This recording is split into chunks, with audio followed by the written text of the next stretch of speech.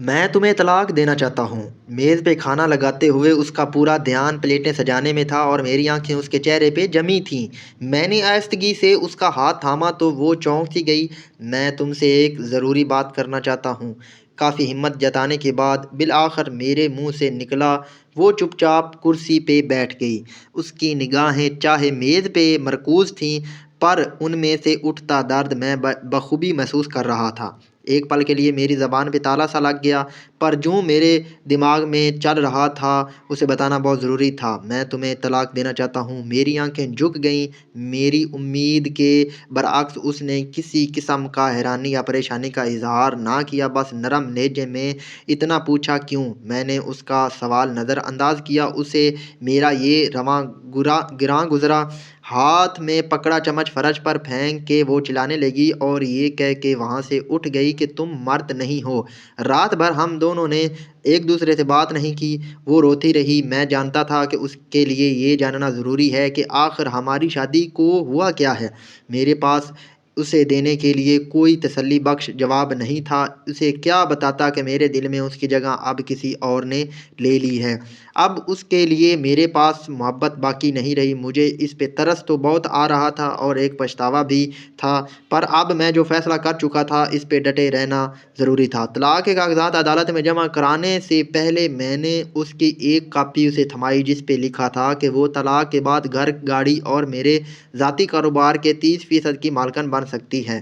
اس نے ایک نظر کاغذات پہ دوڑائی اور اگلے ہی لمحے اس کے ٹکڑے کر کے زمین پہ پھینک دیے۔ جس عورت کے ساتھ میں نے اپنی زندگی کے 10 سال بتائے تھے وہ ایک پل میں اجنبی ہو گئی۔ مجھے افسوس تھا کہ اس نے اپنے انمول جذبات اور قیمتی لمحے مجھ پہ ضائع کیے، پر میں بھی کیا کرتا؟ میرے دل میں کوئی اور اس حد تک گھر کر چکا تھا کہ اسے کھونے کا تصور ہی میرے لیے ناممکن تھا۔ بالآخر وہ ٹوٹ کے بکھری اور میرے سامنے ریزہ ریزہ ہو گئی۔ اس کی آنکھوں میں آنسوؤں کا سمندر امڈ آیا تھا۔ شاید یہی وہ چیز تھی جو اس طلاق کے بعد میں دیکھنا چاہتا تھا۔ اگلے روز پورا دن میں اپنی نئی محبت کے ساتھ بتا کے جب میں تھکا ہارا گھر پہنچا تو وہ میز پہ کاغذ پھیلائے کچھ لکھنے میں مصروف تھی۔ میں نے اس پہ کوئی دھیان نہ دیا اور جاتے ہی بستر پہ سو گیا۔ دیر رات جب میری آنکھ کھلی تو وہ تب بھی کچھ لکھ رہی تھی۔ اب بھی میں نے اس سے کوئی سوال نہیں کیا۔ صبح جب میں اٹھا تو اس نے طلاق کی کچھ شرائط میرے سامنے رکھ دیں۔ اسے میری دولت اور جائیداد میں سے کچھ نہیں چاہیے تھا۔ وہ بس 1 مہینہ مزید میرے ساتھ رہنا چاہتی تھی۔ اس 1 مہینے میں ہمیں اچھے میاں بیوی کی طرح رہنا تھا۔ اس شرط کی بہت بڑی وجہ ہمارا بیٹا تھا جس کے کچھ ہی دنوں میں امتحانات ہونے والے تھے۔ والدین کی طلاق کا اس کی تعلیم پہ برا اثر نہ پڑے اس لیے میں اس کی یہ شرط ماننے کو بالکل تیار تھا۔ اس کی دوسری اور احمقانہ شرط یہ تھی کہ میں اسے ہر صبح اپنی باہوں میں اٹھا کے گھر کے دروازے تک چھوڑنے جاؤں جیسا شادی کے ابتدائی دنوں میں کرتا تھا۔ وہ جب کام پہ باہر جانے لگتی تو میں خود اسے اپنی باہوں میں اٹھا کر دروازے تک چھوڑ آتا تھا۔ حالانکہ میں اس کی یہ بات ماننے کو تیار نہیں تھا، لیکن ان آخری دنوں میں اس کا دل توڑنا مناسب نہیں لگ رہا تھا، اس لیے میں نے یہ شرط بھی مان لی۔ اس کی ان شرائط کے بارے میں جب میں نے اپنی نئی محبت سے ذکر کیا تو وہ ہنس بولی، وہ چاہے جو بھی کہہ کر لے، ایک نہ ایک دن طلاق تو اسے ہونی ہی ہے۔ میری بیوی اور میں نے اپنی طلاق کے معاملے میں متعلق کسی اور سے ذکر نہ کیا۔ شرط کے مطابق پہلے دن جب مجھے اسے اٹھا کے دروازے تک چھوڑنے جانا تھا تو وہ لمحات ہمارے لیے دونوں کے لیے بے حد عجیب تھے۔ ہچکچاتے ہوئے میں نے اسے اٹھایا تو اس نے بھی اپنی آنکھیں بند کر لیں۔ اتنے میں تالیوں کی ایک گونج ہم دونوں کے کانوں میں پڑی۔ پاپا نے ممی کو اٹھایا ہوا ہے، ہا ہا ہا۔ ہمارا بیٹا خوشی میں جھوم رہا تھا۔ اس کے الفاظوں سے میرے دل میں ایک درد سا اٹھا اور میری بیوی کی کیفیت بھی لگ بھگ میرے جیسی تھی۔ پلیز اسے طلاق کے بارے میں کچھ مت بتانا، وہ آہستگی سے بولی۔ میں نے جواباً سر ہلایا۔ اسے دروازے تک چھوڑ کے بعد میں اپنے آفس کی طرف نکل پڑا اور وہ بس اسٹاپ کی طرف چل دی۔ اگلی صبح اسے اٹھانا میرے لیے قدرے آسان تھا اور اس کی ہچکچاہٹ میں بھی کمی تھی۔ اس نے اپنا سر میری چھاتی سے لگا لیا۔ ایک عرصہ بعد اس کے جسم کی خوشبو میرے حواس سے ٹکرائی۔ میں بغور اس کا جائزہ لینے لگا۔ چہرے کی گہری جھریاں اور سر کے بالوں میں اتری چاندی اس بات کی گواہ تھی کہ اس نے اس شادی میں بہت کچھ کھویا ہے۔ 4 دن مزید گزرے۔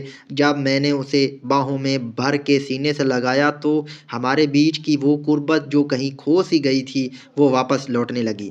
پھر ہر گزرتے دن کے ساتھ ساتھ قربت کے وہ جذبات بڑھتے گئے۔ لمحے دنوں کو پر لگا کے اڑا لے گئے اور مہینہ پورا ہو گیا۔ اس آخری صبح میں جانے کے لیے تیار ہو رہا تھا اور وہ بیڈ پہ کپڑے پھیلائے اس پریشانی میں مبتلا تھی کہ آج کون سا لباس پہنے، کیونکہ پرانے سارے لباس اس کے نحیف جسم پہ کھلے ہونے لگے تھے۔ اس وقت مجھے اندازہ ہوا کہ وہ کتنی کمزور ہو گئی ہے، شاید اس لیے میں اسے آسانی سے اٹھا لیتا تھا۔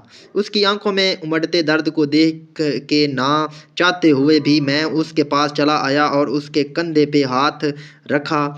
پاپا ممی کو باہر گھمانے کے لیے لے جائیں۔ ہمارے بیٹے کی آواز میرے کانوں میں پڑی۔ اس کے خیال میں اس پل یہ ضروری تھا کہ میں کسی طرح اس کی ماں کا دل بہلاؤں۔ میری بیوی بیٹے کی طرف مڑی اور اسے سینے سے لگا لیا۔ یہ لمحہ مجھے کمزور نہ کر دے، یہ سوچ کے میں نے اپنا رخ موڑ لیا۔ آخری بار میں نے اسے اپنی باہوں میں اٹھایا، اس نے بھی اپنے بازو میری گردن کے گرد حائل کر دیے۔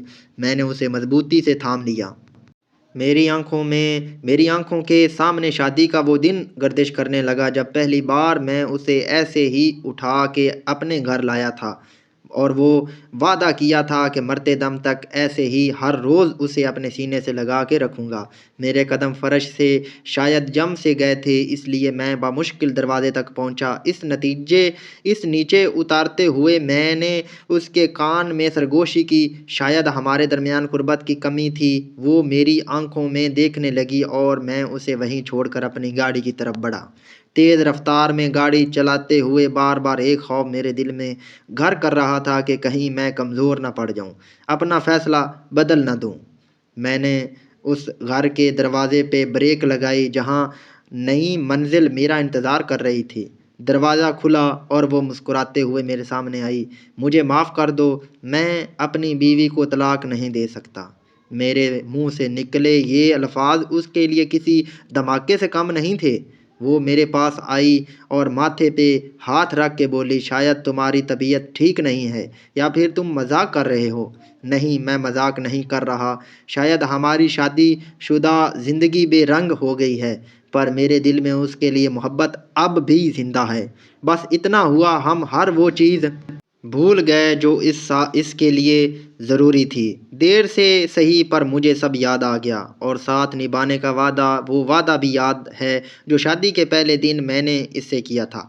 نئے ہر بندھن کو توڑ کے بعد میں پرانے بندھن کو دوبارہ جوڑنے کے لیے واپس لوٹا۔ میرے ہاتھ میں پھولوں کا ایک گلدستہ تھا جس میں موجود پرچی پہ یہ لکھا تھا، میں ہر روز ایسے ہی تمہیں اپنی باہوں میں اٹھا کے دروازے تک چھوڑنے آؤں گا، صرف موت ہی مجھے ایسا کرنے سے روک سکتی ہے۔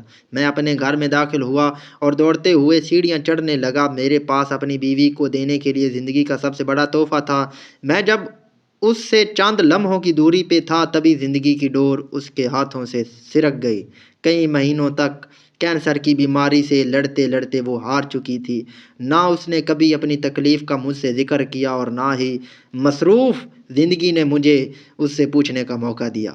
جب اسے میری سب سے زیادہ ضرورت تھی تب میں کسی اور کے دل میں اپنے لیے محبت کھوج رہا تھا۔ وہ جانتی تھی کہ اس کے پاس زیادہ وقت نہیں ہے۔ کہیں ایسا نہ ہو کہ اس کی موت سے قبل طلاق کا اثر ہمارے بیٹے کے دل میں میرے لیے نفرت کا بیج بو دے۔ اس لیے بیتے 1 مہینے میں نے اس نے اپنے بیٹے کے سامنے انتہائی محبت کرنے والے شوہر کا میرا روپ نقش کر دیا، جو حقیقی تو نہیں تھا پر دائمی ضرور بن گیا۔ یہ کہانی ان لوگوں کے لیے ہے جو اپنے بے رنگ رشتوں میں رنگ بھرنے کی بجائے ان سے دور بھاگنے کی کوشش کرتے ہیں۔ کئی بار یہ سمجھنے میں ہم دیر کر دیتے ہیں کہ نئے رشتے قائم کرنا زیادہ صحیح ہے یا پھر پرانے رشتوں میں رنگ بھرے جائیں۔ اس کا فیصلہ آپ کے ہاتھ میں ضرور ہے، لیکن ایسا نہ ہو کہ آپ وقت پہ فیصلہ نہ کر سکیں اور اس تاخیر میں ہاتھ ہمیشہ ہمیشہ کے لیے خالی رہ جائیں۔ تو دیر مت کیجیے، اپنے پیاروں کو ابھی سے وقت دینا شروع کر دیں، ان کو سمجھنا شروع کر دیں، اور ایک دوسرے میں پیار بانٹیں اور یہ سٹوری آگے شیئر کریں، تاکہ آپ کی وجہ سے جو بندہ بھی یہ سٹوری سنے، یہ ایک تحریر ہے اور اس کی